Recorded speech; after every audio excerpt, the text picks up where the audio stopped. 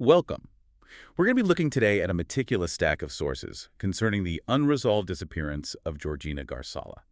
It's a case that has spanned years and has really sparked serious public debate about how missing persons inquiries are handled in the UK. It has. And we should say from the outset, this is a very difficult and deeply sensitive matter. Absolutely. Our deepest sympathy goes out to Georgina and her family, who have just endured years without any real answers. Our mission here is clear. We're here to move beyond the headlines and conduct a really careful examination of the source material that's been gathered.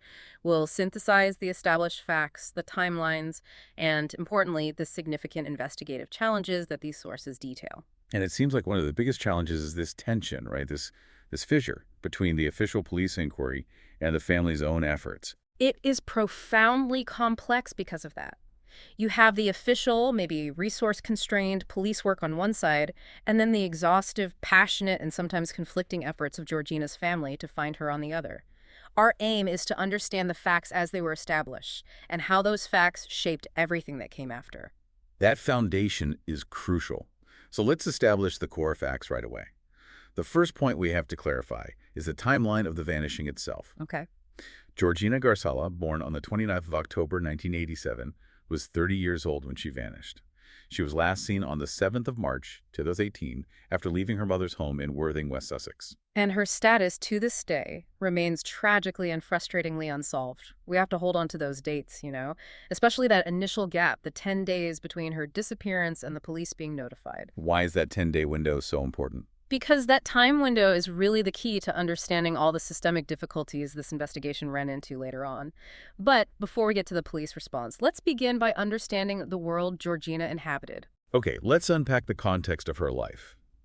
We need to set the stage not just for her movements, but for her vulnerabilities on that crucial day in March 2018. The sources paint a picture of a life that was, well, multifaceted. Indeed. Her family background is significant. She was born in Brighton.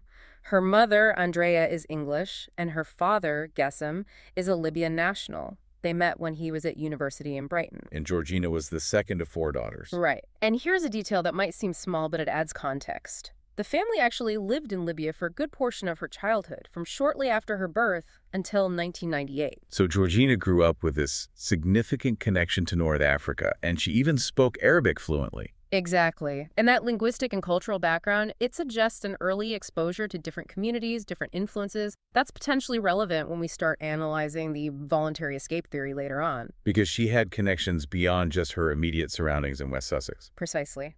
After returning from Libya, the family settled back in Worthing. And while the sources are clear that she was intelligent and articulate, they also detail these significant destabilizing personal struggles leading up to her disappearance. This is really vital context for her mental state at the time. It is. The sources confirm she struggled profoundly with mental health issues. Bulimia and social anxiety are specifically mentioned. These are disorders that can severely undermine a person's stability and routine. So despite her intelligence, she couldn't really maintain a stable lifestyle or a career. No, and the sources also report she was prone to binge drinking. So this all paints a picture of a person navigating some intense internal chaos, which could lead to periods of unpredictability or, social withdrawal. And on the domestic front, her situation in March 2018 was precarious. She was unemployed and had recently separated from her long-term partner, which is why she had moved back in with her mother, Andrea. We should be a little careful with the word estrangement, though. It wasn't a clean break. The sources indicate she was still seeing her ex-partner and friends, sometimes staying with them in Brighton. But the most salient detail, the one that really complicates any theory of a voluntary walkout, is that she had 2 young children from a previous relationship. Right, and she regularly hosted them. Her commitment to their custody schedule was consistently noted as the most stable anchor in her life. This is where her routine was solid. And this is where the information provided by that 2025 Channel 4 documentary, In the Footsteps of Killers, adds this incredibly unsettling, almost hidden layer to her associations right before she vanished. Yes. We're talking about exposure to serious, organized crime. This specific detail is a game changer. It reframes her disappearance from a simple missing person case into one that could potentially involve high-stakes criminal risk. The documentary revealed that Georgina had worked at one point in a kebab shop. And this wasn't just any kebab shop. No. The sources clearly identified this establishment as being used as a front by a specific and dangerous organized crime group, an Albanian crime family. Front operation. So it looks legitimate on the surface, but it's masking illegal activity underneath. What kind of activity are we talking about, according to the sources? The documents are explicit. This gang was linked to the large-scale supply of Class A drugs across the Brighton and Worthing areas. And they had a reputation for violence. A noted violent reputation.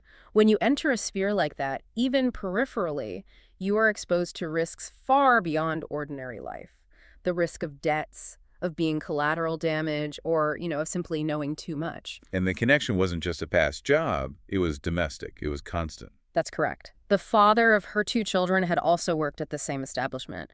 This means her immediate family sphere, the place she routinely engaged with to exchange custody of her sons, directly overlapped with this violent criminal element. It embeds her entire circumstances deeply within a high-risk environment. It does. So if we synthesize what we've discussed so far, we see Georgina struggling with these intense internal pressures, mental health, instability, but at the same time, she's operating on the fringes of an external, high-stakes environment involving serious drug crime and violence. This convergence is absolutely critical. It establishes a powerful, non-speculative reason for foul play. It helps explain why a voluntary departure is so much less likely than, say, a misadventure or murder connected to these associations. The moment the police learned about this connection, they weren't just looking for a woman who left her troubles behind. They were potentially investigating a case where witnesses might be too terrified to come forward. Or where the perpetrators are skilled at concealment and intimidation. The very nature of the investigation changed.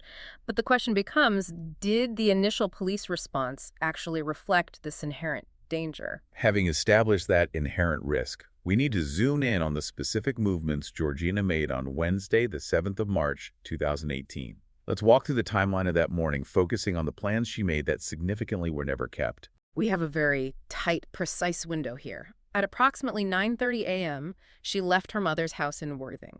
And she had a list of stated intentions, which is important because they imply routine and responsibility, not a sudden flight. Right, she needed to sort out her mobile phone. Exactly. She specifically told her mother she needed to visit a phone shop for repairs. And to back this up, she got a small loan from her mother specifically for that repair cost. Beyond the phone, she also planned to visit the Job Center Plus in Worthing Town Center. A routine task for her unemployment. And maybe most grounding of all, she had an appointment scheduled to meet her father later that morning. So a scheduled morning. Repair the phone, deal with the job center, meet her father. 3 distinct points of contact. Yet none of them materialized. She never made it to the job center, she never met her father, and there is no record of her using that loan to pay for a repair at any specialist phone shops in Worthing. Her planned, orderly morning was interrupted almost immediately. And the last time we have a confirmed, definitive visual trace of her is just 20 minutes after she left her mother's house. At 9:50 a.m., CCTV captured her entering the Clifton Food and Wine Shop on Clifton Road in Worthing. This is the last point the investigation can definitively place Georgina. What specifically do we know about that brief interaction inside the shop? The shop manager's testimony is the last piece of high-quality evidence we have about her intentions that day. He recalled that Georgina explicitly asked him for help with her mobile phone, which confirms her stated mission to her mother. And he pointed her to a specialist shop. He did. He directed her to a specialist phone shop further away. She left the Clifton Food and Wine, presumably heading in that general direction, and then the confirmed trail just vanishes into thin air. Let's turn to the digital footprint, because this is where the mystery really deepens. Her electronic signature seems to cease almost at the same time as her physical disappearance. The data is exceptionally stark, and in a modern missing persons case, this lack of data is highly unusual. Her mobile phone was last actively used hours earlier, at 3:00 a.m. on March 7th. However, the phone remained connected to a local mast in the Worthing area until shortly after 11:30 a.m. 2 hours after her last confirmed sighting. What does that signal drop off at 11:30 a.m. tell us, purely from a forensic standpoint? It tells us the phone was still within the local area, connected to the mast, but at that specific time, it either ran out of battery, was deliberately powered down, or it was destroyed. It didn't travel far and drop signal. It just went silent while stationary or nearby. And it never reconnected. Critically, no. It never reconnected to the network again, not in the following days, weeks, or years. And adding to that finality, there has been absolutely zero financial activity, no bank withdrawals, no card usage, nothing. That electronic silence is arguably the strongest piece of evidence arguing against the voluntary disappearance theory. In our world, our connected, digitized world, maintaining a new life for years without leaving any financial or digital trace is virtually impossible. Unless that new life is being maintained by highly organized criminal Or means. far more tragically, the individual is deceased. But despite this stark evidence, her mother, Andrea, didn't initially report her missing. She waited 10 days. Let's dissect the procedural impact of that delay. Why the gap? Well, as the sources noted, Andrea's initial lack of alarm was rooted in Georgina's complex and sometimes transient lifestyle. She was known to stay with friends in Brighton or with her ex-partner without checking in daily. So her mother just assumed this was another one of those episodes. Exactly. An assumption that, while painful in hindsight, is entirely understandable given Georgina's history. But the turning point came the following week, when the issue moved from her personal freedom to her parental responsibility. Precisely. The non-negotiable factor was the children. Georgina failed to appear or make arrangements to host her 2 young sons for the upcoming weekend. This was a critical deviation from her established normal routine. And her ex-partner was also concerned. Yes, when he also called Andrea expressing deep concern, the situation was officially recognized as wrong. Something was very wrong. So the official notification to Sussex police was made on Saturday, the 17th of March, 2018. 10 full days after that, confirmed 9:50 a.m. sighting. This delay must have been a critical flaw in the early investigation. It's devastating. In any missing persons case that involves potential foul play, the first 48 to 72 hours are paramount. That 10-day window meant the police were starting with a cold trail. Early CCTV footage, which is often automatically erased after 7 to 10 days in shops, was already likely gone. And witness memories would be fading. Fading fast. Precious, critical time where evidence was freshest was irretrievably lost before the official inquiry even began. The impact of that 10-day delay leads us directly into the initial investigation and the competing theories the police were forced to confront, often hampered by that lack of immediate evidence. The source material suggests the Sussex police investigation was frustratingly slow to gain any traction. And we have to understand the systemic context in the UK here. The sources remind us that in England and Wales, police handle an immense volume of missing persons reports, an average of 350,000 every single year. 350,000. It's a huge number, and the vast majority are quickly resolved, often within 48 hours. This volume inevitably shapes their prioritization policies. And the policy is clear. Police don't immediately allocate maximum resources to cases where the missing person isn't initially deemed vulnerable and there's no overt evidence of immediate violence. Exactly. And given Georgina's history of transient stays and the initial assumption she might have gone to Brighton, her case didn't automatically trigger the highest level of urgency. So what were the initial steps? Standard protocol: interviewing family, searching the mother's and ex-partner's homes, checking the phone and bank records, which immediately confirmed no activity. The review of the available CCTV near her mother's house is what eventually led them to that crucial 9:50 a.m. confirmed sighting. But even with that, it took 3 weeks before the disappearance was officially considered suspicious and the investigation was upgraded. 3 weeks for the police to formally acknowledge this was likely more than just a woman walking away from her problems. Let's systematically review the 3 primary theories the police had to balance, analyzing the plausibility of each, based strictly on the material we have. Okay. The investigation started with a list of hypotheses, really, designed to cover all possibilities, working backward from that very cold trail. Theory number 1 was voluntary escape. And the argument for this was strong on paper. It was. Given her personal turmoil, the estrangement, unemployment, the mental health issues, and as we mentioned, her background gave her potential outlets. She had associations in Brighton, London, and that wider Arabic circle who might have theoretically helped her establish a new, untraceable life. But the reality of her life provided a powerful counterargument. The reality rested squarely on her children. The sources are unequivocal. Despite her transient periods, she was fiercely close to her 2 young sons. And she never missed custody arrangements. The fact that she made no subsequent contact with friends or family, and, critically, failed to follow through on her custody obligations, argues powerfully against a voluntary exit. For a parent to abandon custody entirely for years, with no communication, suggests an external, overwhelming force prevented her from reaching out. Okay, so let's move to theory 2. Suicide. This was considered because of her documented history of mental health issues. This is a sad but necessary consideration in any complex missing persons case. However, the sources state there was no prior suggestion or expressed suicidal intent immediately preceding her disappearance. So there was no note, no warning signs? Nothing like that. While a suicide could theoretically have been carried out in a way that completely concealed the body, perhaps in a large body of water or a remote area, the lack of any prior indication made this less plausible than other theories. Which brings us to the final scenario, the one the investigation ultimately gravitated toward. Theory 3. Abduction, murder, or misadventure. This category covers the possibility of foul play occurring almost immediately after 9:50 a.m.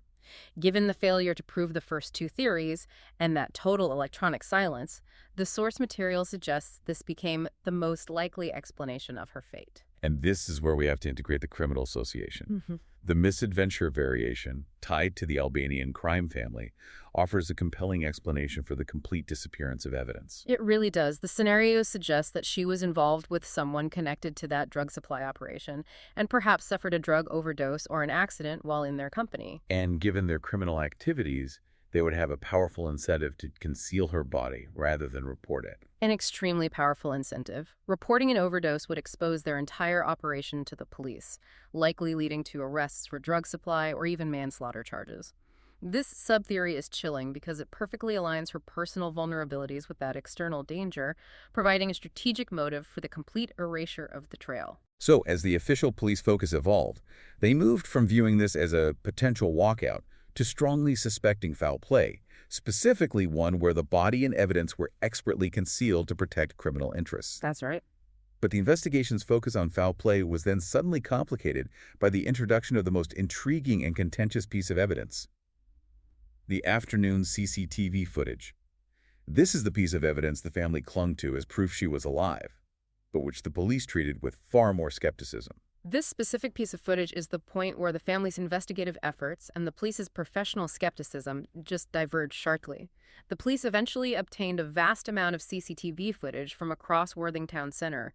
Within this cache, they identified footage recorded around 3:30 p.m. or 15:3 on March 7th. And this footage showed two women walking together, with one of them bearing a significant resemblance to Georgina. This was 6 hours after that 9:50 a.m. confirmed sighting. It was a tantalizing lead. Significant enough that the police circulated it publicly in August 2019, almost a year and a half later, desperately seeking identification. The hope was that someone would recognize the two women. But they were never identified. Never conclusively identified, and the credibility of this sighting immediately ran into a critical conflict. It all came down to a matter of fashion, or logistics, depending on how you view it. The shoe discrepancy, yes. The confirmed 9:50 a.m. sighting at the Clifton Food and Wine Shop clearly showed Georgina wearing black, high-heeled boots. However, the woman in the disputed 3:30 p.m. town center footage was wearing tan-colored, flat-heeled boots. And this discrepancy became the analytical hinge. Why did this one detail introduce so much doubt? It creates a major investigative barrier for the police. For the 3:30 p.m. sighting to be Georgina, she would have had to travel from Clifton Road, engage in whatever activity caused her to change her footwear, which usually implies entering a private residence or a friend's place, and then venture back out into the busy town center, all within those 6 hours. Which is possible, but it's an unexplained gap. An unexplained gap that prevents the police from confirming the identity with the certainty they need for a murder inquiry. They cannot ethically confirm the sighting without knowing where, why, and how she changed her shoes. So this skepticism meant the police maintained that the trail ended at 9:50 a.m., reinforcing the foul play theory, while the family viewed the 3:30 p.m. footage as crucial evidence that she was still alive and active much later in the day. That gap in perspective is critical.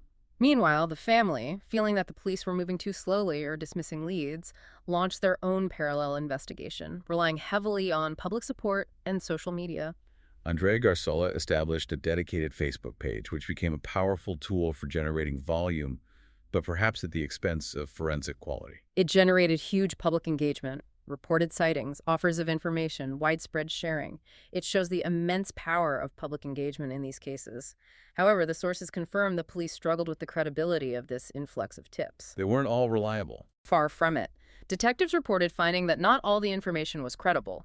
Potential witnesses frequently withdrew or modified their statements when faced with formal interviewing, which is a common hazard in these emotionally charged, social media-driven cases. And many sightings were just mistaken identity. A lot of them were definitively determined to be cases of mistaken identity. This struggle, the volume of tips versus the quality of tips, is precisely why the police stick so rigidly to established physical evidence. We know 2 men were briefly arrested as a result of a specific tip, but they were quickly released without charge, which indicates the low evidentiary value of that information. Despite the evidentiary challenges, the case did achieve high-profile media attention, notably being featured on the BBC's Crime Watch in October 2018. The timeline of the official reward is also telling about the police's internal evolution on the case. It provides a metric for their increasing suspicion. The initial Crime Stoppers reward was set at £5,000. It wasn't until August 2019, a massive 17-month after she vanished, that the police finally upgraded the investigation from a complex missing person case to a full murder inquiry. And that's when the reward was increased. It was at that point that the Crime Stoppers reward was raised to £10,000. That upgrade signals the formal, official acknowledgement that the voluntary disappearance theory was, for all intents and purposes, abandoned. For the police, all roads led to foul play, regardless of the conflicting 3:30 p.m. sighting. The delay in that upgrade and the continued skepticism regarding the family's leads bring us to a critical and arguably the most painful part of this source review: the growing dissatisfaction from the Gharsallah family and the claims of systemic police failings that emerged. The conflict between the police and the family metastasized because of this fundamental difference in philosophy, really, regarding resource allocation and urgency. The family, driven by desperation, felt compelled to take matters into their own hands to fill the void left by what they saw as a glacially slow official response. The sources detail the extraordinary lengths they went to. They crowdfunded their own investigation, hired retired detectives, And organized searches of various local sites around Worthing where they suspected concealment might have taken place. They even filmed a crime reconstruction, hiring an actress to recreate Georgina's last known movements, and pointedly including the disputed 3:30 p.m. town center sighting. That reconstruction wasn't just an emotional act. It was a public statement challenging the police's limited timeline. Absolutely. But the most pointed and contentious request the family made was regarding the Tevil Gate development site in Worthing. This was a large local area undergoing construction, and the family became convinced that this site needed a full, exhaustive search. Which the police firmly refused to do. Yes, they refused. The police maintained a strict policy line, citing a lack of credible evidence tying Georgina or her disappearance directly to the Tevil Gate site. They argued that stopping development and undertaking expensive, resource-heavy excavations required compelling, actionable intelligence. For the police, an excavation isn't a fishing expedition. It has to be a targeted use of public funds and resources. This refusal became a major source of pain and public conflict. Let's synthesize the specific, claimed failings that the family formally submitted to the Sussex Police Chief Constable in July 2020. These are serious allegations regarding procedural failures. The family submitted a comprehensive list. They asserted that the entire police inquiry had been slow to start, poorly resourced, and lacking the commitment seen in other high-profile cases. But the core of their complaint focused intensely on specific failures related to preserving critical electronic evidence. Specifically the CCTV. First and foremost, the failure to collect CCTV evidence from numerous town center premises in a timely manner. We need to understand the mechanics here. The standard retention period for most commercial CCTV is typically 7 to 10 days. And the police were notified on day 10. So they were already behind the curve. By the time officers were tasked with retrieving the footage, much of the relevant visual material was already overwritten and irretrievably lost.